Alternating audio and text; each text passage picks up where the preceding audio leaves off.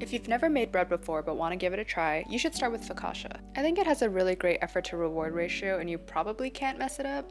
I'm making a plain focaccia because I'm having it with soup, but you can also get so creative with the toppings. I'm using the King Arthur Baking Big Bubbly focaccia recipe for the method, but a different ratio because I need to fill my pan up. Bread does take a long time. I would say like 5 hours for this, but most of it is waiting. Most of it is doing nothing. If you can rot for 5 hours on your phone, you can also make bread. I'm doing my stretch and folds every 15 minutes for the first hour, and each time I do it, the bread feels a little different. As the gluten develops, it should feel like you can pull a little bit harder and it's not just gonna break.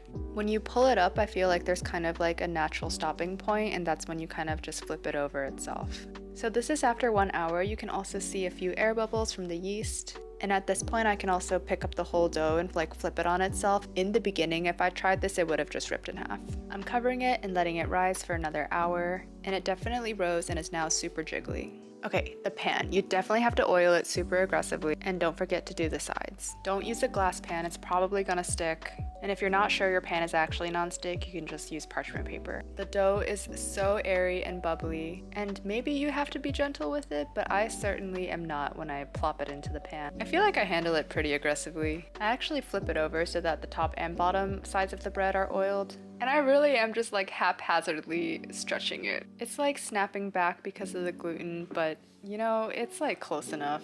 I throw some plastic wrap on it and let it rise for another hour. And she grew.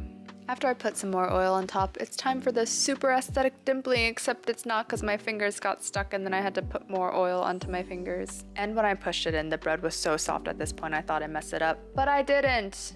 And a weird thing is that the dough sticks to the side of the pan as it rises, but I just try to push it back down and ignore that it happened. After 30 minutes, the bread is out of the oven, golden brown, beautiful. You can see the weird edges, but it doesn't really matter. I'm like drooling just looking at this. And here's the cross section. It's so soft, so squishy. It's perfect for sandwiches and dipping in soup. So next time you're at home rotting, why not consider also making some bread?